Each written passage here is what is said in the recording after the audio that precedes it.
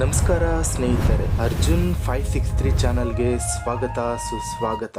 ಸಾಕ್ಷಾತ್ ಆ ಶ್ರೀಕೃಷ್ಣನೇ ಜಗನ್ನಾಥನಾಗಿ ನೆಲೆಸಿರುವ ಪವಿತ್ರ ಕ್ಷೇತ್ರ ಒಡಿಶಾದ ಪೂರಿ ಧಾಮ್. ವರ್ಷಕ್ಕೊಮ್ಮೆ ನಡೆಯುವ ಇಲ್ಲಿನ ವಿಶ್ವ ಪ್ರಸಿದ್ಧ ರಥಯಾತ್ರೆಯನ್ನು ಕಣ್ತುಂಬಿಕೊಳ್ಳುವುದೇ ಒಂದು ಜನ್ಮದ ಸಾರ್ಥಕತೆ. ಸ್ನೇಹಿತರೆ, ಪೂರಿ ಜಗನ್ನಾಥ ಕ್ಷೇತ್ರವು ಹಿಂದೂ ಧರ್ಮದ ಪವಿತ್ರ ಮಹಾಚಾರ್ಧಾಮ್ ಯಾತ್ರೆಗಳಲ್ಲಿ ಒಂದು. ಜಗದ್ಗುರು ಆದಿ ಶಂಕರಾಚಾರ್ಯರು ಭಾರತದ 4 ದಿಕ್ಕುಗಳಲ್ಲಿ ಸ್ಥಾಪಿಸಿದ ನಿಜವಾದ ಚಾರ್ಧಾಮ್ಗಳೆಂದರೆ ಉತ್ತರದಲ್ಲಿ ಬದ್ರಿನಾಥ್, ದಕ್ಷಿಣದಲ್ಲಿ ರಾಮೇಶ್ವರಂ, ಪಶ್ಚಿಮದಲ್ಲಿ ದ್ವಾರಕಾ ಮತ್ತು ಪೂರ್ವದಲ್ಲಿ ಇದೇ ಪೂರಿ ಜಗನ್ನಾಥ ಕ್ಷೇತ್ರ. ನಮ್ಮಲ್ಲಿ ಹಲವರು ಅಂದುಕೊಳ್ಳುವ ಕೇದಾರ್ನಾಥ್, ಬದ್ರಿನಾಥ್, ಯಮುನೋತ್ರಿ, ಗಂಗೋತ್ರಿ ಇವುಗಳು ಛೋಟಾ ಚಾರ್ಧಾಮ್ ಯಾತ್ರೆ. ನಮ್ಮ ಕರ್ನಾಟಕದಿಂದ ನೀವೇನಾದರೂ ಈ ಪವಿತ್ರ ಕ್ಷೇತ್ರಕ್ಕೆ ಪ್ರಯಾಣ ಬೆಳೆಸಲು ಪ್ಲಾನ್ ಮಾಡುತ್ತಿದ್ದೀರಾ? ಹಾಗಾದರೆ ಈ ವಿಡಿಯೋ ನಿಮಗಾಗಿ. ಈ ವಿಡಿಯೋದಲ್ಲಿ ನಾವು ನಿಮಗೆ ಪೂರಿ ಜಗನ್ನಾಥ ಯಾತ್ರೆಗೆ ಬೆಸ್ಟ್ ಟೈಮ್ ಯಾವುದು,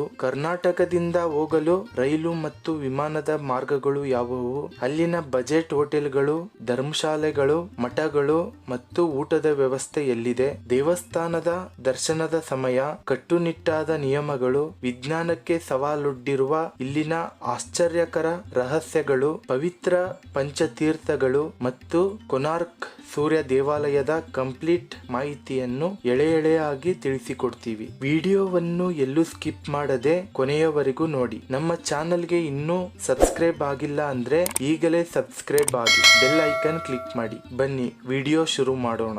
ಮೊದಲಿಗೆ ಪೂರಿ ಯಾತ್ರೆಗೆ ಹೋಗಲು ಬೆಸ್ಟ್ ಟೈಮ್ ಯಾವುದು ಅಂತ ನೋಡೋಣ. ಪೂರಿ ಇರೋದು ಸಮುದ್ರದ ದಂಡೆಯ ಮೇಲೆ, ಹಾಗಾಗಿ ಇಲ್ಲಿಗೆ ಹೋಗಲು ಅತ್ಯಂತ ಸೂಕ್ತವಾದ ಸಮಯ ಅಂದರೆ ಅಕ್ಟೋಬರ್ ನಿಂದ ಫೆಬ್ರವರಿ ತಿಂಗಳವರೆಗೆ. ಈ ಸಮಯದಲ್ಲಿ ವಾತಾವರಣ ತುಂಬಾ ತಂಪಾಗಿರುತ್ತದೆ. ಮಾರ್ಚ್ ನಿಂದ ಜೂನ್ ವರೆಗೆ ವಿಪರೀತ ಸೆಕೆ ಇರುತ್ತೆ ಮತ್ತು ಆಗಸ್ಟ್ ಸೆಪ್ಟೆಂಬರ್ ನಲ್ಲಿ ಭಾರಿ ಮಳೆಯಾಗುತ್ತೆ. ಆದರೆ ನಿಮಗೆ ವಿಶ್ವ ಪ್ರಸಿದ್ಧ ರಥಯಾತ್ರೆಯನ್ನೇ ಕಣ್ತುಂಬಿಕೊಳ್ಳಬೇಕು ಅನ್ನೋ ಹಂಬಲ ಇದ್ರೆ ನೀವು ಜೂನ್ ಅಥವಾ ಜುಲೈ ತಿಂಗಳಿನಲ್ಲಿ ಹೋಗಬೇಕು. ಪ್ರತಿ ವರ್ಷ ಆಷಾಢ ಮಾಸದ ಶುಕ್ಲ ಪಕ್ಷದ ದ್ವಿತೀಯ ತಿಥಿಯಂದು ಈ ಭವ್ಯ ರಥಯಾತ್ರೆ ನಡೆಯುತ್ತದೆ. ಆದರೆ ರಥಯಾತ್ರೆಯ ಸಮಯದಲ್ಲಿ ಕೋಟ್ಯಾಂತರ ಭಕ್ತರು ಬರುವುದರಿಂದ ಭೀಕರ ಜನದಟ್ಟಣೆ ಇರುತ್ತೆ. ಹೋಟೆಲ್ ರೂಮ್ ಮತ್ತು ಟ್ರೈನ್ ಟಿಕೆಟುಗಳ ಬೆಲೆ ಗಗನಕ್ಕೇರಿರುತ್ತೆ. ಆದ್ದರಿಂದ ರಥಯಾತ್ರೆ ನೋಡಲು ಬಯಸುವವರು ಕನಿಷ್ಠ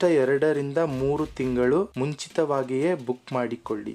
ಸ್ನೇಹಿತರೆ, ಈಗ ನಮ್ಮ ಕರ್ನಾಟಕದಿಂದ ಪೂರಿಗೆ ಅತ್ಯಂತ ಸುಲಭವಾಗಿ ಮತ್ತು ಕಡಿಮೆ ಖರ್ಚಿನಲ್ಲಿ ಹೇಗೆ ತಲುಪೋದು ಅಂತ ತಿಳಿಸಿಕೊಡ್ತೀನಿ. ನಿಮ್ಮ ಹತ್ತಿರ ಸಮಯ ಜಾಸ್ತಿ ಇದ್ದು ಬಜೆಟ್ ಕಮ್ಮಿ ಇದ್ರೆ ರೈಲು ಬೆಸ್ಟ್ ಆಪ್ಷನ್. ಬೆಂಗಳೂರಿನ ಯಶವಂತಪುರದಿಂದ ನೇರವಾಗಿ ಪೂರಿಗೆ ಹೊರಡುವ ರೈಲು Yesvantpur Puri weekly express train number 22884. ಇದು ಪ್ರತಿ ಶನಿವಾರ ರಾತ್ರಿ 10:30ಕ್ಕೆ ಹೊರಟು ಸೋಮವಾರ ಮುಂಜಾನೆ ನಿಮ್ಮನ್ನು ನೇರವಾಗಿ ಪೂರಿ ತಲುಪಿಸುತ್ತೆ. ಒಂದು ವೇಳೆ ಈ ಟ್ರೈನ್ ಟಿಕೆಟ್ ಸಿಗದೆ ಹೋದರೆ ಬೆಂಗಳೂರಿನಿಂದ ಒಡಿಶಾದ ರಾಜಧಾನಿ ಭುವನೇಶ್ವರಕ್ಕೆ ಪ್ರತಿದಿನ Prashanti express, Howrah express, Duronto express ದಂತಹ ಹಲವು ರೈಲುಗಳು ಇವೆ. ಹುಬ್ಬಳ್ಳಿ, ಧಾರವಾಡ, ಬೆಳಗಾವಿ, ಹೊಸಪೇಟೆ ಅಥವಾ ಬಳ್ಳಾರಿಯವರಾಗಿದ್ದರೆ ನಿಮ್ಮ ಭಾಗದ ಮೂಲಕ ಹಾದು ಹೋಗುವ ಅಮರಾವತಿ ಎಕ್ಸ್ಪ್ರೆಸ್ ಟ್ರೈನ್ ನಂಬರ್ 18048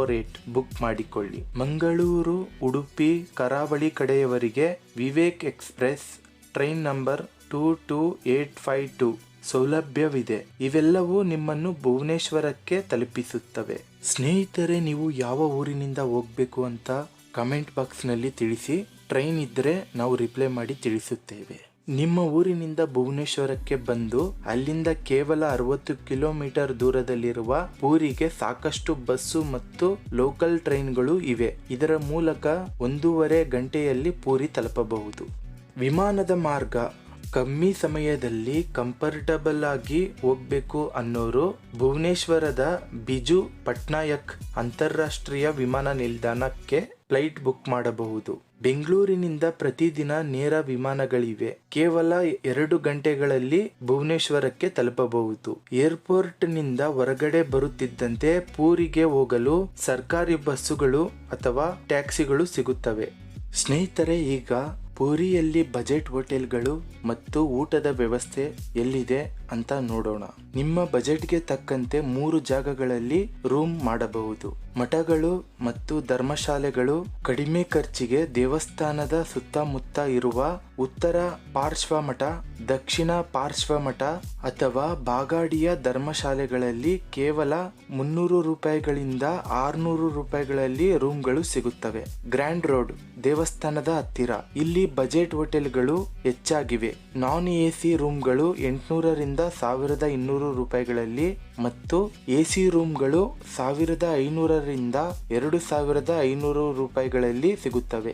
ಸಮುದ್ರ ತೀರದ ಹತ್ತಿರ, ಸ್ವರ್ಗದ್ವಾರ ಬೀಚ್ ಹತ್ತಿರ ಸಾಮಾನ್ಯ ರೂಮ್ಗಳು ಇಲ್ಲಿ 1200 ರೂಪಾಯಿಗಳಿಂದ 3000ದಲ್ಲಿ ಒಳ್ಳೆಯ ರೂಮ್ಗಳು ಸಿಗುತ್ತವೆ. ಮತ್ತು ದೇವಸ್ಥಾನದ ವಸತಿ ಗೃಹಗಳು ಇವೆ. ದೇವಸ್ಥಾನದ ಟ್ರಸ್ಟ್ ವತಿಯಿಂದಲೇ ನಡೆಸಲಾಗುವ ನೀಲಾದ್ರಿ ಭಕ್ತ ನಿವಾಸ ಮತ್ತು ಶ್ರೀ ಜಗನ್ನಾಥ ಭಕ್ತ ನಿವಾಸ ರೂಮ್ಗಳು ತುಂಬಾ ಅಚ್ಚುಕಟ್ಟಾಗಿರುತ್ತವೆ. ಇವುಗಳನ್ನು ನೀವು ಪೂರಿ ಜಗನ್ನಾಥ ದೇವಸ್ಥಾನದ ಅಧಿಕೃತ ವೆಬ್ಸೈಟ್ ಮೂಲಕವೇ ಬುಕ್ ಮಾಡಬೇಕು. 1 ರಿಂದ 2 ತಿಂಗಳು ಮುಂಚಿತವಾಗಿ ಬುಕ್ ಮಾಡಬೇಕಾಗುತ್ತದೆ. ಪೂರಿಯಲ್ಲಿ ಊಟದ ವ್ಯವಸ್ಥೆ ಏನಿದೆ ಅಂತ ನೋಡೋಣ. ಪೂರಿಗೆ ಹೋದ ಮೇಲೆ ಊಟದ ಚಿಂತೆ ಬೇಕಾಗಿಲ್ಲ. ದೇವಸ್ಥಾನದ ಒಳಗೆ ಸಿಗುವ ಸಾಕ್ಷಾತ್ ಮಹಾಪ್ರಸಾದವೇ ಅದ್ಭುತ.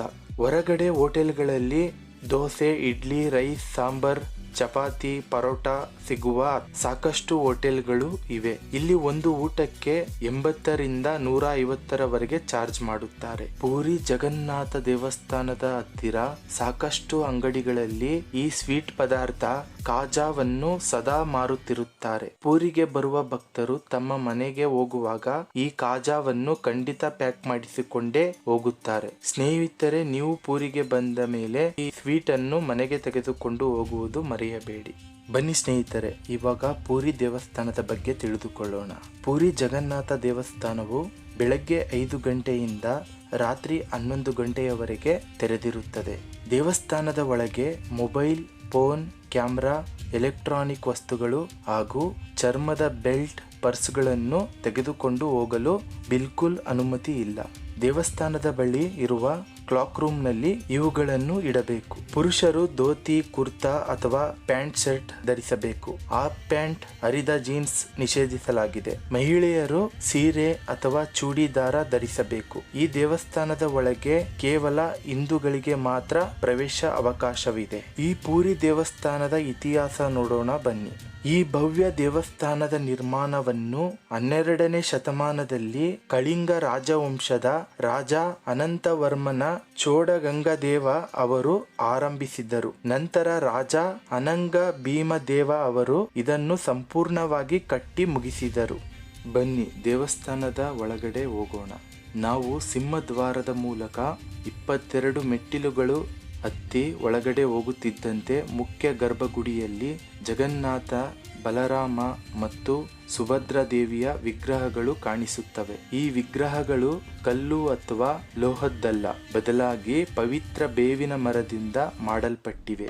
ದೇವಶಿಲ್ಪಿ ವಿಶ್ವಕರ್ಮನು ಮೂರ್ತಿ ಕೆತ್ತುವಾಗ ರಾಜ ಇಂದ್ರದ್ಯುಮ್ನನು ಷರತ್ತು ಮುರಿದು ಬಾಗಿಲು ತೆರೆದಿದ್ದರಿಂದ ಮೂರ್ತಿಗಳು ಕೈಕಾಲುಗಳಿಲ್ಲದೆ ಅರ್ಧಕ್ಕೆ ನಿಂತು ರೂಪದಲ್ಲಿ ಉಳಿದುಕೊಂಡವು ಎಂಬ ಇತಿಹಾಸವಿದೆ. ಇಲ್ಲಿನ ಮತ್ತೊಂದು ಅದ್ಭುತ ಅಂದ್ರೆ ಬ್ರಹ್ಮ ಪದಾರ್ಥ. ಶ್ರೀಕೃಷ್ಣನ ಅವಿನಾಶಿ ಹೃದಯ ಭಾಗವನ್ನು ಈ ವಿಗ್ರಹದೊಳಗೆ ಇಡಲಾಗಿದೆ ಎಂಬ ನಂಬಿಕೆ ಇದೆ. ಪ್ರತಿ 12 ಅಥವಾ 19 ವರ್ಷಕ್ಕೊಮ್ಮೆ ಇಡೀ ಪೂರಿ ನಗರದ ಕರೆಂಟ್ ಆಫ್ ಮಾಡಿ ಅರ್ಚಕರ ಕಣ್ಣಿಗೆ ಕಪ್ಪು ಬಟ್ಟೆ ಕಟ್ಟಿ ಅತ್ಯಂತ ರಹಸ್ಯವಾಗಿ ಈ ಪದಾರ್ಥವನ್ನು ಹಳೆಯ ವಿಗ್ರಹದಿಂದ ಹೊಸ ವಿಗ್ರಹಕ್ಕೆ ಬದಲಾಯಿಸಲಾಗುತ್ತದೆ ಮತ್ತು ದೇವರಿಗೆ ಜ್ವರ ಬರುತ್ತೆ. ಹೇಗೆ ಅಂದರೆ ಪ್ರತಿ ವರ್ಷ ಜೂನ್ ತಿಂಗಳಿನಲ್ಲಿ ಬರುವ ಜ್ಯೇಷ್ಠ ಪೂರ್ಣಿಮೆಯ ದಿನ 3 ವಿಗ್ರಹಗಳಿಗೆ 108 ಕೊಡ ನೀರಿನಿಂದ ಸ್ನಾನ ಮಾಡಿಸಲಾಗುತ್ತದೆ.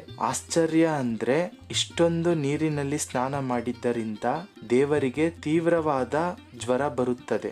ಆಗ ದೇವರನ್ನು ಮುಂದಿನ 14 ದಿನಗಳ ಕಾಲ ವಿಶೇಷ ಕೋಣೆಯಲ್ಲಿ ಇಟ್ಟು ಮುಖ್ಯ ಬಾಗಿಲನ್ನು ಮುಚ್ಚಲಾಗುತ್ತದೆ. ರಾಜವಂಶದ ಆಯುರ್ವೇದ ವೈದ್ಯರು ಬಂದು ದೇವರಿಗೆ ಕಷಾಯ ಮತ್ತು ಹಣ್ಣುಗಳ ಪಥ್ಯದ ಆಹಾರ ನೀಡುತ್ತಾರೆ. ದೇವರು ಸಂಪೂರ್ಣ ಗುಣಮುಖರಾದ ಮೇಲೆಯೇ ವಿಶ್ವ ಪ್ರಸಿದ್ಧ ರಥಯಾತ್ರೆ ಶುರುವಾಗೋದು. ದೇವರನ್ನು ತಮ್ಮ ಮನೆಯ ಹಿರಿಯ ಮಗನಂತೆ ಭಾವಿಸುವ ಇಂತಹ ಸಂಪ್ರದಾಯ ಜಗತ್ತಿನಲ್ಲೇ ಅಪರೂಪ. ಸ್ನೇಹಿತರೆ, ಇನ್ನು ಈ ದೇವಸ್ಥಾನದಲ್ಲಿ ವಿಜ್ಞಾನಕ್ಕೆ ಸವಾಲೊಡ್ಡಿರುವ ಅದ್ಭುತ ರಹಸ್ಯಗಳು ಇಲ್ಲಿವೆ. ಈ ದೇವಸ್ಥಾನದಲ್ಲಿ ಗೋಪುರದ ಮೇಲಿರುವ ಧ್ವಜ ಯಾವಾಗಲೂ ಗಾಳಿ ಬೀಸುವ ದಿಕ್ಕಿಗೆ ವಿರುದ್ಧವಾಗಿ ಹಾರುತ್ತದೆ ಮತ್ತು ಪೂರಿ ಜಗನ್ನಾಥ ದೇವಸ್ಥಾನದಲ್ಲಿ ಕಳೆದ 800 ವರ್ಷಗಳಿಂದ ಒಂದು ದಿನವೂ ತಪ್ಪದಂತೆ ಪ್ರತಿದಿನ ಸಂಜೆ 4 ರಿಂದ 5 ಗಂಟೆಯ ನಡುವೆ ಗೋಪುರದ ಮೇಲಿನ ಧ್ವಜವನ್ನು ಬದಲಾಯಿಸಲಾಗುತ್ತದೆ. ಒಂದು ದಿನ ತಪ್ಪಿದರೂ ದೇವಾಲಯವನ್ನು 18 ವರ್ಷಗಳ ಕಾಲ ಮುಚ್ಚಬೇಕಾಗುತ್ತದೆ ಎಂಬ ನಿಯಮವಿದೆ ಮತ್ತು ಹಗಲಿನ ಯಾವುದೇ ಸಮಯದಲ್ಲಿ ಈ ದೇವಸ್ಥಾನದ ಮುಖ್ಯ ಗೋಪುರದ ನೆರಳು ನೆಲದ ಮೇಲೆ ಎಲ್ಲೂ ಬೀಳುವುದೇ ಇಲ್ಲ. ಜಗನ್ನಾಥ ದೇವಸ್ಥಾನದ ಮೇಲ್ಭಾಗದಲ್ಲಿ ಯಾವುದೇ ಹಕ್ಕಿಯಾಗಲಿ ಅಥವಾ ವಿಮಾನವಾಗಲಿ ಎಂದಿಗೂ ಹಾರುವುದಿಲ್ಲ. ಈ ಪೂರಿಯಲ್ಲಿ ಹಗಲಿನಲ್ಲಿ ಸಿಟಿಯಿಂದ ಸಮುದ್ರದ ಕಡೆಗೆ, ರಾತ್ರಿ ಸಮುದ್ರದಿಂದ ಸಿಟಿಯ ಕಡೆಗೆ ಗಾಳಿ ಬೀಸುತ್ತದೆ. ಪ್ರಕೃತಿಯ ನಿಯಮಕ್ಕೆ ಉಲ್ಟಾ. ದೇವಸ್ಥಾನದ ಪ್ರಮುಖ ದ್ವಾರದ ಸಿಂಹದ್ವಾರದ ಒಳಗಡೆ ಒಂದು ಹೆಜ್ಜೆ ಇಟ್ಟರೆ ಸಾಕು, ಸಮುದ್ರದ ಅಲೆಗಳ ಭೀಕರ ಸೌಂಡ್ ಕಂಪ್ಲೀಟ್ ಆಗಿ ಮಾಯವಾಗಿ ಬಿಡುತ್ತದೆ. ಮತ್ತು ಈ ದೇವಸ್ಥಾನದ ಅಡುಗೆ ಮನೆಯಲ್ಲಿ ಒಂದರ ಮೇಲೊಂದರಂತೆ 7 ಮಣ್ಣಿನ ಮಡಿಕೆಗಳನ್ನು ಇಟ್ಟು ಅನ್ನ ಬೇಯಿಸಲಾಗುತ್ತದೆ. ಆದರೆ ಎಲ್ಲಕ್ಕಿಂತ ಮೇಲಿರುವ 7ನೇ ಮಡಕೆಯ ಅನ್ನ ಮೊದಲು ಬೇಯುತ್ತದೆ. ಖಾಲಿಯಾಗದ ಮಹಾಪ್ರಸಾದ. ಪ್ರತಿದಿನ ಎಷ್ಟು ಲಕ್ಷ ಜನ ಭಕ್ತರು ಬಂದರೂ ಇಲ್ಲಿ ತಯಾರಾಗುವ ಪ್ರಸಾದ ಒಂದು ಕಾಳು ಕಮ್ಮಿ ಆಗಲ್ಲ, ವೇಸ್ಟೂ ಆಗಲ್ಲ. ದೇವಸ್ಥಾನ ಮುಚ್ಚುವ ಸಮಯಕ್ಕೆ ಸರಿಯಾಗಿ ಖಾಲಿಯಾಗುತ್ತದೆ. ಸ್ನೇಹಿತರೆ, ಇವಾಗ ದೇವಸ್ಥಾನದ ಒಳಗಡೆ ಏನೆಲ್ಲ ಇದೆ ಮತ್ತು ಯಾವೆಲ್ಲ ದೇವಸ್ಥಾನಗಳು ದರ್ಶನ ಮಾಡಬೇಕು ಅಂತ ನೋಡೋಣ. ಗರ್ಭಗುಡಿಯ ದರ್ಶನದ ನಂತರ ದೇವಸ್ಥಾನ ಆವರಣದಲ್ಲಿ ಇರುವ ವಿಮಲಾ ದೇವಿ ಶಕ್ತಿಪೀಠ ಮರೆಯದೆ ದರ್ಶನ ಮಾಡಿ. ಯಾಕೆ ಅಂದರೆ ಇದು ಶಕ್ತಿಪೀಠಗಳಲ್ಲಿ ಒಂದು. ಈ ವಿಮಲಾ ದೇವಿ ಶಕ್ತಿಪೀಠ ದೇವಸ್ಥಾನದ ಎದುರುಗಡೆ ಪಂಚತೀರ್ಥಗಳಲ್ಲಿ ಒಂದಾದ ರೋಹಿಣಿ ಕುಂಡ ಇದೆ. ಇದೊಂದು ಪವಿತ್ರವಾದ ಕಾರಂಜಿ ಅಥವಾ ಜಲಮೂಲ ಅಂತ ಕರೆಯುತ್ತಾರೆ. ಅಂದರೆ ಈ ಕುಂಡದ ನೀರಿಗೆ ಮುಕ್ತಿ ನೀಡುವ ಶಕ್ತಿ ಇದೆ ಎಂಬುದು ಭಕ್ತರ ನಂಬಿಕೆ. ಆದ್ದರಿಂದ ಇದರ ಪವಿತ್ರ ಜಲವನ್ನು ಪ್ರೋಕ್ಷಣೆ ಮಾಡಿಕೊಳ್ಳಿ. ಸ್ನೇಹಿತರೆ, ಪಂಚತೀರ್ಥಗಳಲ್ಲಿ ಇನ್ನೂ 4 ಪಂಚತೀರ್ಥಗಳು ಇವೆ. ಅವುಗಳು ಲೋಕಲ್ ಸೈಟ್ ಸೀನ್ ಬಗ್ಗೆ ಹೇಳುವಾಗ ಹೇಳುತ್ತೇನೆ. ಇನ್ನು ದೇವಸ್ಥಾನದ ಆವರಣದಲ್ಲಿ ಮಹಾಲಕ್ಷ್ಮಿ ದೇವಸ್ಥಾನ ಇದೆ, ಅದು ದರ್ಶನ ಮಾಡಿಕೊಳ್ಳಿ. ಮತ್ತು ಸಾವಿರಾರು ವರ್ಷಗಳ ಹಳೆಯ ಕಲ್ಪವೃಕ್ಷ ಮರ ಇದೆ, ಅದು ದರ್ಶನ ಮಾಡಿ. ಮತ್ತು ಮುಕ್ತಿ ಮಂಟಪಗಳಿವೆ, ಇವು ನೋಡಿ. ನಂತರ ಅನೇಕ ಸಣ್ಣ ಪುಟ್ಟ ದೇವಸ್ಥಾನಗಳು ಇವೆ, ಎಲ್ಲವೂ ದರ್ಶನ ಮಾಡಿ. ನಂತರ ದೇವಸ್ಥಾನದ ಒಳಗೆ ಬಲಗಡೆ ಹೋದರೆ ವಿಶ್ವದ ಅತಿ ದೊಡ್ಡ ಅಡುಗೆ ಮನೆ ಸಿಗುತ್ತೆ. ಇಲ್ಲಿ ಪ್ರತಿದಿನ ಲಕ್ಷಾಂತರ ಭಕ್ತರಿಗೆ ಮಣ್ಣಿನ ಮಡಿಕೆಗಳಲ್ಲಿ ಅಡುಗೆ ಮಾಡಿದ ಮಹಾಪ್ರಸಾದ ಸಿದ್ಧವಾಗುತ್ತದೆ. ಅಡುಗೆ ಮನೆಯ ಪಕ್ಕದಲ್ಲಿ ಇರುವ ಆನಂದ ಬಜಾರ್ಗೆ ಬನ್ನಿ. ಇದು ವಿಶ್ವದ ಅತಿ ದೊಡ್ಡ ಮುಕ್ತ ಅನ್ನದಾನ ಕೇಂದ್ರ. ಇಲ್ಲಿ ಕೇವಲ 100 ರೂಪಾಯಿಗಳಿಂದ 150 ರೂಪಾಯಿಗಳಲ್ಲಿ ಜಗನ್ನಾಥನ ಪರಮ ಪವಿತ್ರ ಮಡಿಕೆಗಳಲ್ಲಿ ಮಾಡಿರುವ ಮಹಾಪ್ರಸಾದವನ್ನು ಅನ್ನ, ದಾಲ್, ಸಾಂಬಾರ್, ಸ್ವೀಟ್ ಎಲ್ಲರೂ ಒಟ್ಟಿಗೆ ಕುಳಿತು ಸವಿಯಬಹುದು. ಇದನ್ನು ಮಾತ್ರ ಮಿಸ್ ಮಾಡ್ಕೋಬೇಡಿ. ಸ್ನೇಹಿತರೆ, ದೇವಸ್ಥಾನದ ಒಳಗಡೆ ಏನೆಲ್ಲ ಇದೆ ಅಂತ ನೋಡಿದ್ದೀವಿ. ಈಗ ದೇವಸ್ಥಾನದಿಂದ ಹೊರಬಂದ ನಂತರ ಪೂರಿ ಯಾತ್ರೆ ಸಂಪೂರ್ಣವಾಗಲು ಉಳಿದ ಪವಿತ್ರ ಪಂಚತೀರ್ಥಗಳು ಮತ್ತು ಪ್ರಮುಖ ಸ್ಥಳಗಳನ್ನು ಹೇಗೆ ನೋಡಬೇಕು ಅಂತ ನೋಡೋಣ.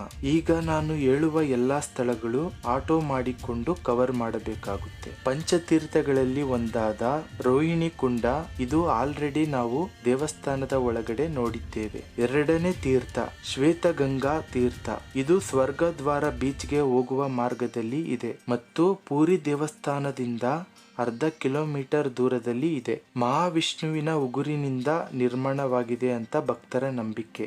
ಸಾಕ್ಷಾತ್ ಗಂಗೆಯೇ ಜಗನ್ನಾಥನ ಭಕ್ತರಿಗಾಗಿ ಇಲ್ಲಿ ಅಂತರ್ವಾಹಿನಿಯಾಗಿ ನೆಲೆಸಿದ್ದಾಳೆ ಎಂಬ ನಂಬಿಕೆ ಇದೆ. ಇಲ್ಲಿ ಸ್ನಾನ ಮಾಡುವುದರಿಂದ ನಮ್ಮ ಎಲ್ಲಾ ಪಾಪಗಳು ತೊಳೆದು ಹೋಗುತ್ತವೆ ಎನ್ನಲಾಗುತ್ತದೆ. ಇದರ ದಂಡೆಯ ಮೇಲೆ ಶ್ವೇತಮಾಧವ ಮತ್ತು ಮತ್ಸ್ಯಮಾಧವ ಸುಂದರ ದೇವಸ್ಥಾನಗಳು ಇವೆ. ನಂತರ ಇಲ್ಲಿಂದ ಆಟೋದಲ್ಲಿ 3 ಕಿಲೋಮೀಟರ್ ದೂರದಲ್ಲಿರುವ ಗುಂಡಿಚಾ ದೇವಸ್ಥಾನ ಹತ್ತಿರ ಬನ್ನಿ. ಇವಾಗ ನಾವು ಹೋಗುತ್ತಿರುವ ರೋಡಿನಲ್ಲಿಯೇ ಪೂರಿ ಜಗನ್ನಾಥನ ರಥಯಾತ್ರೆ ನಡೆಯುತ್ತದೆ. ಇದೇ ನೋಡಿ ಗುಂಡಿಚಾ ದೇವಸ್ಥಾನ. ಪೂರಿ ಜಗನ್ನಾಥ ದೇವಸ್ಥಾನವನ್ನು ಕಟ್ಟಿದ ರಾಜ ಇಂದ್ರದ್ಯುಮ್ನ ಹೆಂಡತಿಯೇ ಮಹಾರಾಣಿ ಗುಂಡಿಚಾ.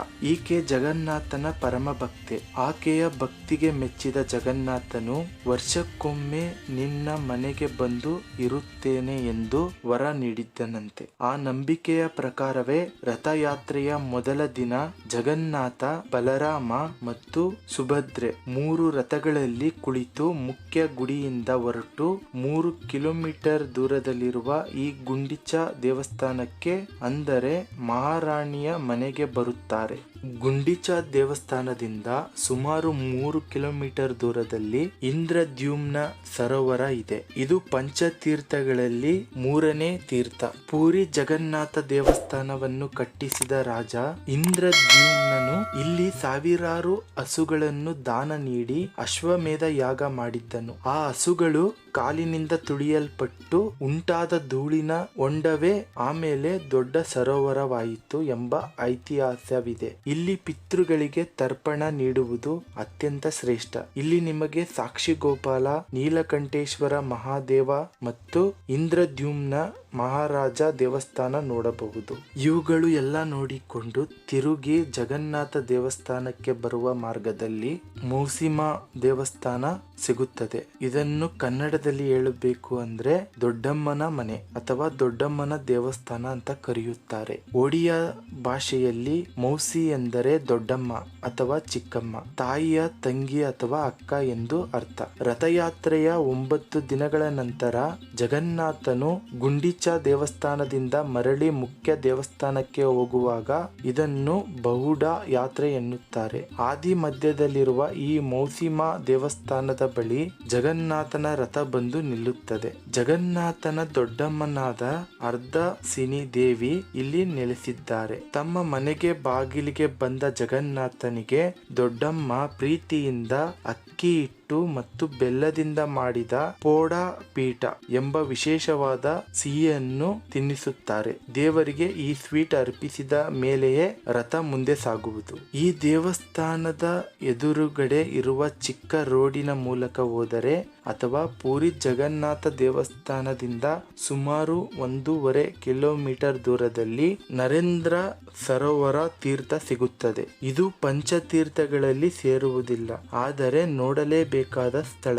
ಇದು ಪೂರಿಯಲ್ಲಿರುವ ಅತ್ಯಂತ ದೊಡ್ಡ ಮತ್ತು ಪವಿತ್ರವಾದ ಕೆರೆಗಳಲ್ಲಿ ಒಂದು. ಇದನ್ನು 14ನೇ ಶತಮಾನದಲ್ಲಿ ಒಡಿಶಾದ ಪ್ರಸಿದ್ಧ ಮಂತ್ರಿಯಾಗಿದ್ದ ನರೇಂದ್ರ ದೇವ ಅವರ ನೆನಪಿಗಾಗಿ ನಿರ್ಮಿಸಲಾಯಿತು. ಈ ಕೆರೆಯ ಮಧ್ಯದಲ್ಲಿ ಒಂದು ಸಣ್ಣ ದ್ವೀಪದಂತಹ ಜಾಗವಿದ್ದು ಅಲ್ಲಿ ಒಂದು ಸುಂದರವಾದ ಸಣ್ಣ ಗುಡಿ ಇದೆ. ಪ್ರತಿ ವರ್ಷ ಬೇಸಿಗೆ ಕಾಲದಲ್ಲಿ ಅಕ್ಷಯ ತೃತೀಯದ ಸಮಯದಲ್ಲಿ ಇಲ್ಲಿ ವಿಶ್ವ ಪ್ರಸಿದ್ಧ ಚಂದನ ಯಾತ್ರೆ ನಡೆಯುತ್ತದೆ.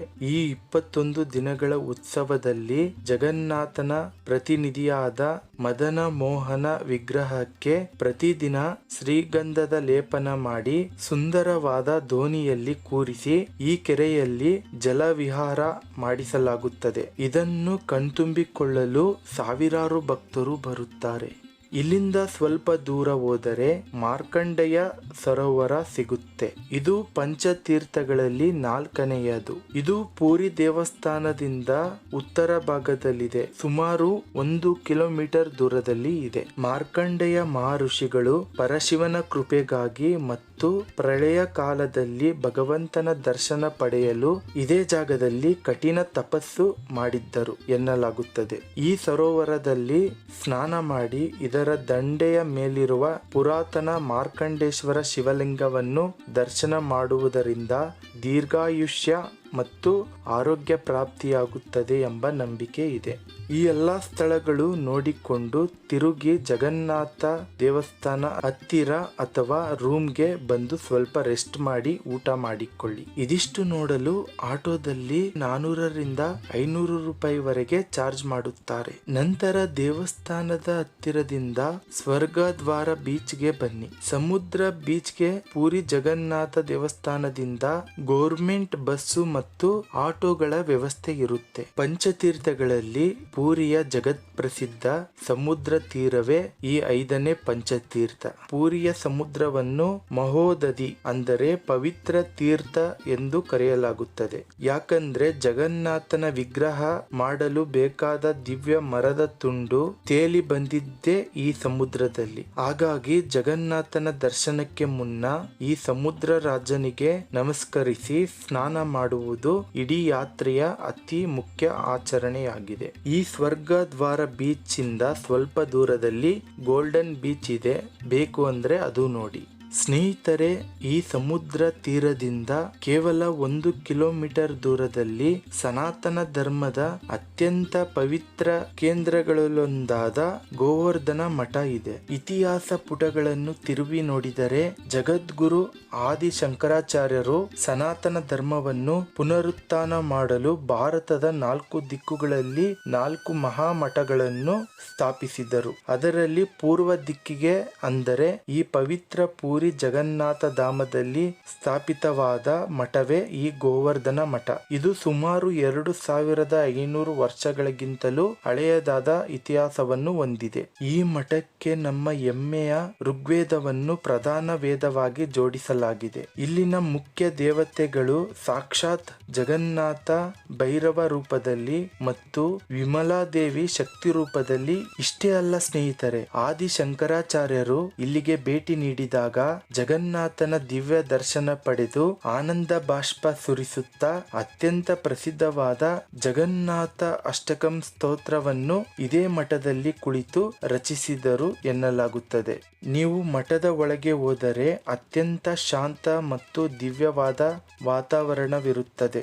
ಇಲ್ಲಿ ಆದಿ ಶಂಕರಾಚಾರ್ಯರು ಪೂಜಿಸುತ್ತಿದ್ದ ಪವಿತ್ರ ವಿಗ್ರಹಗಳು, ಅವರ ಗದ್ದುಗೆ ಹಾಗೂ ಪುರಾತನ ಗ್ರಂಥಾಲಯವನ್ನು ಕಣ್ತುಂಬಿಕೊಳ್ಳಬಹುದು. ಇಂದಿಗೂ ಇಲ್ಲಿ ಶಂಕರ ಪರಂಪರೆಯ ಪೀಠಾಧೀಶರು ನೆಲೆಸಿದ್ದು ಧರ್ಮ ಪ್ರಚಾರದ ಜವಾಬ್ದಾರಿಯನ್ನು ಮುನ್ನಡೆಸುತ್ತಿದ್ದಾರೆ. ಪೂರಿಗೆ ಬರುವ ಪ್ರತಿಯೊಬ್ಬರು ಭೇಟಿ ನೀಡಲೇಬೇಕಾದ ಸಾಂಸ್ಕೃತಿಕ ಮತ್ತು ಆಧ್ಯಾತ್ಮಿಕ ಹೆಮ್ಮೆಯ ಜಾಗ ಇದು. ಹಾಗಾಗಿ ಬೀಚ್ನಿಂದ ಅಥವಾ ಮುಖ್ಯ ಗುಡಿಯಿಂದ ಆಟೋ ಮಾಡಿಕೊಂಡು ಬಂದು ಈ ಮಠದ ದರ್ಶನವನ್ನು ಮರೆಯದೆ ಪಡೆದುಕೊಳ್ಳಿ. ನಂತರ ಇಲ್ಲಿಂದ ಬೀಚ್ಗೆ ತಿರುಗಿ ಬಂದು ಸಾಯಂಕಾಲ ಸಮುದ್ರ ತೀರದಲ್ಲಿ ಸುಂದರವಾದ ಸಮಯ ಕಳೆದು ರಾತ್ರಿ ರೂಮಿನಲ್ಲಿ ಸ್ಟೇ ಮಾಡಿ. ಮರುದಿನ ಬೆಳಗ್ಗೆ ಪೂರಿಯಿಂದ ಕೇವಲ 35 ಕಿಲೋಮೀಟರ್ ದೂರದಲ್ಲಿರುವ ವಿಶ್ವ ಪ್ರಸಿದ್ಧ ಕೊನಾರ್ಕ್ ಸೂರ್ಯ ದೇವಸ್ಥಾನಕ್ಕೆ ಹೊರಡೋಣ. ಪೂರಿ ಜಗನ್ನಾಥ ದೇವಸ್ಥಾನದಿಂದ ಕೊನಾರ್ಕ್ ಸೂರ್ಯ ದೇವಸ್ಥಾನಕ್ಕೆ ಇರುವ ದೂರ ಕೇವಲ 35 ಕಿಲೋಮೀಟರ್. ಇಲ್ಲಿಗೆ ಹೋಗಲು ಉತ್ತಮ ಸಾರಿಗೆ ವ್ಯವಸ್ಥೆಗಳಿವೆ. ಪೂರಿ ಬಸ್ ನಿಲ್ದಾಣದಿಂದ ಪ್ರತಿದಿನ ಪ್ರತಿ ಅರ್ಧ ಗಂಟೆಗೆ ಕೊನಾರ್ಕ್ಗೆ ಬಸ್ಸುಗಳು ಲಭ್ಯವಿರುತ್ತವೆ. ಕೇವಲ 50ರಿಂದ 80 ರೂಪಾಯಿಗಳಲ್ಲಿ ನೀವು 1.5 ಗಂಟೆಯಲ್ಲಿ ಕೊನಾರ್ಕ್ ತಲುಪಬಹುದು. ಈ ಅದ್ಭುತ ದೇವಸ್ಥಾನವನ್ನು ಕ್ರಿಸ್ತಶಕ 13ನೇ ಶತಮಾನದಲ್ಲಿ ಅಂದರೆ ಸುಮಾರು ಕ್ರಿಸ್ತಶಕ 1250ರ ಅವಧಿಯಲ್ಲಿ ಪೂರ್ವ ಗಂಗಾ ರಾಜವಂಶದ ಪ್ರಸಿದ್ಧ ರಾಜರಾದ ಲಾಂಗುಲ ನರಸಿಂಹದೇವ ರವರು ಕಟ್ಟಿಸಿದರು. ಇಡೀ ದೇವಸ್ಥಾನವನ್ನೇ ಸೂರ್ಯದೇವನ ಒಂದು ಭವ್ಯವಾದ ಕಲ್ಲಿನ ರಥದ ಆಕಾರದಲ್ಲಿ ಕೆತ್ತಲಾಗಿದೆ. ಈ ರಥಕ್ಕೆ 24 ಬೃಹತ್ ಕಲ್ಲಿನ ಚಕ್ರಗಳು ಮತ್ತು ರಥವನ್ನು ಎಳೆಯಲು 7 ಶಕ್ತಿಶಾಲಿ ಕುದುರೆಗಳ ಶಿಲ್ಪಗಳನ್ನು ಕೆತ್ತಿರುವುದು ಇದರ ವೈಶಿಷ್ಟ್ಯ. ಇಲ್ಲಿರುವ 24 ಚಕ್ರಗಳು ಕೇವಲ ಅಲಂಕಾರಕ್ಕಲ್ಲ, ಅವುಗಳು ಒಂದು ರೀತಿಯ ಸೂರ್ಯನ ಗಡಿಯಾರಗಳು. ಈ ಚಕ್ರಗಳ ಕಡ್ಡಿಗಳ ಮೇಲೆ ಬೀಳುವ ಸೂರ್ಯನ ನೆರಳನ್ನು ನೋಡಿ ಇಂದಿಗೂ ನಾವು ನಿಖರವಾದ ಸಮಯವನ್ನು ಗಂಟೆ ಮತ್ತು ನಿಮಿಷ ಸಮೇತ ಲೆಕ್ಕ ಹಾಕಬಹುದು. 13ನೇ ಶತಮಾನದಲ್ಲೇ ನಮ್ಮ ಭಾರತೀಯರ ವಿಜ್ಞಾನ ಮತ್ತು ಗಣಿತ ಎಷ್ಟೊಂದು ಮುಂದುವರೆದಿದೆ ಪಡೆದಿತ್ತು ಅನ್ನೋದಕ್ಕೆ ಇದೇ ಸಾಕ್ಷಿ. ಸ್ನೇಹಿತರೆ, ಈ ದೇವಸ್ಥಾನದ ಇತಿಹಾಸದಲ್ಲಿ ಒಂದು ನಂಬಲು ಅಸಾಧ್ಯವಾದ ರಹಸ್ಯವಿದೆ. ಇಂದಿನ ಕಾಲದಲ್ಲಿ ಪ್ರವಾಸಿಗರು ಮತ್ತು ಬ್ರಿಟಿಷರು ಇದನ್ನು ಬ್ಲ್ಯಾಕ್ ಪಗೋಡ ಅಂತ ಕರೆಯುತ್ತಿದ್ದರು. ಯಾಕಂದ್ರೆ ಈ ದೇವಸ್ಥಾನದ ಮುಖ್ಯ ಗೋಪುರದ ಮೇಲ್ಭಾಗದಲ್ಲಿ ಬರೋಬ್ಬರಿ 52 ಟನ್ ತೂಕದ ಒಂದು ಬೃಹತ್ ಅಯಸ್ಕಾಂತವನ್ನು ಮ್ಯಾಗ್ನೆಟ್ ಇಡಲಾಗಿತ್ತು ಎನ್ನಲಾಗುತ್ತದೆ. ಈ ಅಯಸ್ಕಾಂತದ ಶಕ್ತಿಯಿಂದಾಗಿಯೇ ಗರ್ಭಗುಡಿಯಲ್ಲಿದ್ದ ಸೂರ್ಯ ದೇವನ ಮುಖ್ಯ ವಿಗ್ರಹವು ಯಾವುದೇ ಆಧಾರವಿಲ್ಲದೆ ಗಾಳಿಯಲ್ಲಿ ತೇಲುತ್ತಿತ್ತು. ಆದರೆ ಸಮುದ್ರದಲ್ಲಿ ಚಲಿಸುವ ಹಡಗುಗಳು ಈ ಅಯಸ್ಕಾಂತದ ಶಕ್ತಿಯಿಂದಾಗಿ ದಿಕ್ಕು ತಪ್ಪಿ ಕರಾವಳಿಗೆ ಬಂದು ಅಪ್ಪಳಿಸುತ್ತಿದ್ದವು. ಹಾಗಾಗಿ ಬ್ರಿಟಿಷರ ಕಾಲದಲ್ಲಿ ಆ ಹಡಗುಗಳನ್ನು ರಕ್ಷಿಸಲು ದೇವಸ್ಥಾನದ ಮೇಲಿದ್ದ ಅಯಸ್ಕಾಂತವನ್ನು ತೆಗೆಯಲಾಯಿತು ಅನ್ನುತ್ತಾರೆ. ಆ ಅಯಸ್ಕಾಂತವನ್ನು ತೆಗೆದ ನಂತರ ದೇವಸ್ಥಾನದ ವಾಸ್ತುಶಿಲ್ಪದ ಸಮತೋಲನ ತಪ್ಪಿ ಮುಖ್ಯ ಗೋಪುರ ಕುಸಿದು ಬಿತ್ತು ಎನ್ನುತ್ತದೆ ಇತಿಹಾಸ.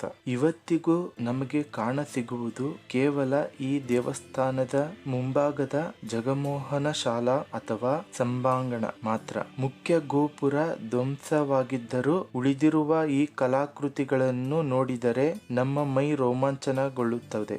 ಭಾರತದ ಈ ಶಿಲ್ಪಿ ಕಲೆಯನ್ನು ನಿಮ್ಮ 10 ರೂಪಾಯಿ ನೋಟಿನ ಹಿಂಭಾಗದಲ್ಲೂ ನೀವು ನೋಡಿರುತ್ತೀರಾ. ಪೂರಿಗೆ ಹೋದಾಗ ಈ ಜಾಗವನ್ನು ಮಾತ್ರ ಖಂಡಿತ ಮಿಸ್ ಮಾಡ್ಕೋಬೇಡಿ. ಕೊನಾರ್ಕ್ ಸೂರ್ಯ ದೇವಸ್ಥಾನದ ಸುಂದರ ದರ್ಶನದ ನಂತರ ಇಲ್ಲಿಂದ ಸ್ವಲ್ಪ ದೂರದಲ್ಲಿ ಚಂದ್ರಭಾಗ ಸಮುದ್ರ ತೀರ ಇದೆ.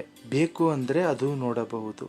ಇದೆಲ್ಲ ನೋಡಿಕೊಂಡು ತಿರುಗಿ ಪೂರಿ ಜಗನ್ನಾಥ ದೇವಸ್ಥಾನ ಹತ್ತಿರ ಬನ್ನಿ. ಸ್ನೇಹಿತರೆ, ನಿಮ್ಮ ಹತ್ರ ಇನ್ನೂ ಟೈಮ್ ಇದ್ದರೆ ಮತ್ತು ಪ್ರಕೃತಿ ಸೌಂದರ್ಯ ಇಷ್ಟಪಡುತ್ತಿದ್ದರೆ, ಸಮುದ್ರದ ಲೇಕ್ ಮಧ್ಯೆ ಡಾಲ್ಫಿನ್ಗಳು ನೋಡಬೇಕು ಅನ್ನೋ ಆಸೆ ಇದ್ರೆ ಪೂರಿಯಿಂದ 50 ಕಿಲೋಮೀಟರ್ ದೂರದಲ್ಲಿರುವ ಚಿಲ್ಕಾ ಲೇಕ್ಗೆ ಭೇಟಿ ನೀಡಿ.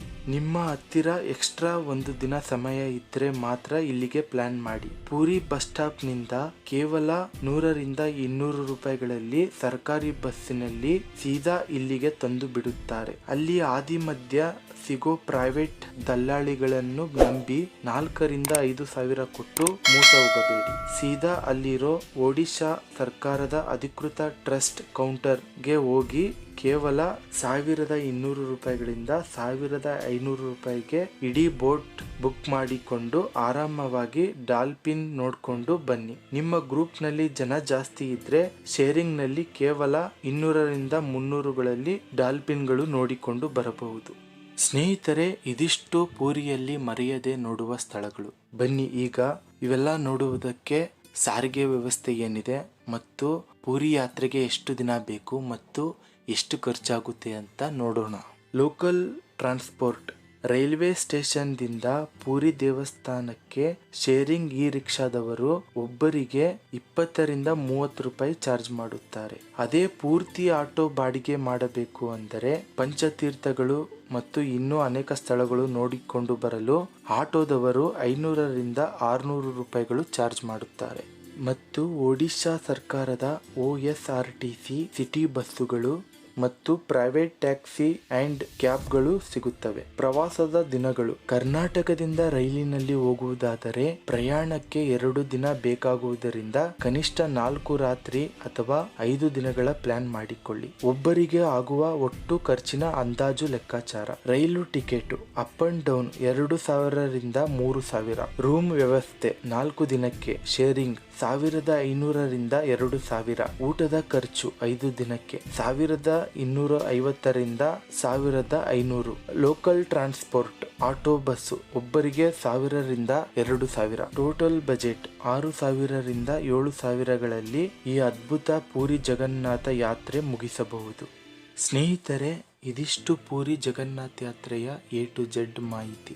ನೀವು ಒಮ್ಮೆ ಪೂರಿಗೆ ಬಂದ ಮೇಲೆ ಅದರ ಪಕ್ಕದಲ್ಲೇ ಇರೋ ಒಡಿಶಾದ ರಾಜಧಾನಿ ಭುವನೇಶ್ವರವನ್ನು ಕೂಡ ಯಾವುದೇ ಕಾರಣಕ್ಕೂ ಮಿಸ್ ಮಾಡದೆ ನೋಡ್ಕೊಂಡೇ ಹೋಗಿ. ಅಲ್ಲಿನ ಪ್ರಸಿದ್ಧ ಲಿಂಗರಾಜ ದೇವಸ್ಥಾನ, ಉದಯಗಿರಿ ಮತ್ತು ಖಂಡಗಿರಿ ಗುಹೆಗಳು ಮತ್ತು ಇನ್ನೂ ಅನೇಕ ದೇವಸ್ಥಾನಗಳು ಮತ್ತು ಜೂ, ಮ್ಯೂಸಿಯಂಗಳು ಅತ್ಯಂತ ಕಡಿಮೆ ಬಜೆಟ್ನಲ್ಲಿ ಹೇಗೆ ನೋಡಬೇಕು ಅನ್ನೋದನ್ನು ನಾನು ಮುಂದಿನ ವಿಡಿಯೋದಲ್ಲಿ A to Z Bhubaneswar tour plan guide ಮೂಲಕ ತಿಳಿಸಿಕೊಡ್ತೀನಿ. ಆ ವಿಡಿಯೋದ ಲಿಂಕ್ ಅನ್ನು ಕೆಳಗಡೆ ಇರೋ ಡಿಸ್ಕ್ರಿಪ್ಷನ್ ಮತ್ತು ಐ ಬಟನ್ ನಲ್ಲಿ ಕೊಟ್ಟಿರ್ತೀನಿ. ಈ ವಿಡಿಯೋ ಮುಗಿದ ತಕ್ಷಣ ಆ ವಿಡಿಯೋವನ್ನು ಮಿಸ್ ಮಾಡದೆ ನೋಡಿ. ಈ ಇಡೀ ಪ್ರವಾಸದ ಪ್ಲಾನ್ ಬಗ್ಗೆ ನಿಮಗೆ ಯಾವುದೇ ರೀತಿಯ ಡೌಟ್ ಅಥವಾ ಗೊಂದಲಗಳಿದ್ದರೂ ಕಾಮೆಂಟ್ ಬಾಕ್ಸ್ ನಲ್ಲಿ ಕೇಳಿ, ನಾನು ಖಂಡಿತ ನಿಮಗೆ ರಿಪ್ಲೈ ಮಾಡ್ತೀನಿ. ಈ ಪೂರಿ ಜಗನ್ನಾಥ ಯಾತ್ರೆಯ A to Z ಮಾಹಿತಿ ನಿಮಗೆ ಇಷ್ಟ ಆಗಿದ್ರೆ ಈಗಲೇ ವಿಡಿಯೋಗೆ ಒಂದು ಲೈಕ್ ಮಾಡಿ ಮತ್ತು ಪ್ರವಾಸದ ಪ್ಲಾನ್ ಮಾಡ್ತಿರೋ ನಿಮ್ಮ ಫ್ಯಾಮಿಲಿ ಫ್ರೆಂಡ್ಸ್ ಗ್ರೂಪ್ ಗಳಿಗೆ ತಪ್ಪದೇ ಶೇರ್ ಮಾಡಿ. ನಮ್ಮ ಅರ್ಜುನ್ 563 ಚಾನಲ್ಗೆ ಇನ್ನೂ ಸಬ್ಸ್ಕ್ರೈಬ್ ಆಗಿಲ್ಲ ಅಂದ್ರೆ ಈಗಲೇ ಸಬ್ಸ್ಕ್ರೈಬ್ ಆಗಿ, ಹಾಗೆ ಬೆಲ್ ಐಕಾನ್ ಕ್ಲಿಕ್ ಮಾಡಿ. ಮುಂದಿನ ಭುವನೇಶ್ವರ ವಿಡಿಯೋದಲ್ಲಿ ಸಿಗೋಣ. ಅಲ್ಲಿಯವರೆಗೆ ಜೈ ಜಗನ್ನಾಥ್.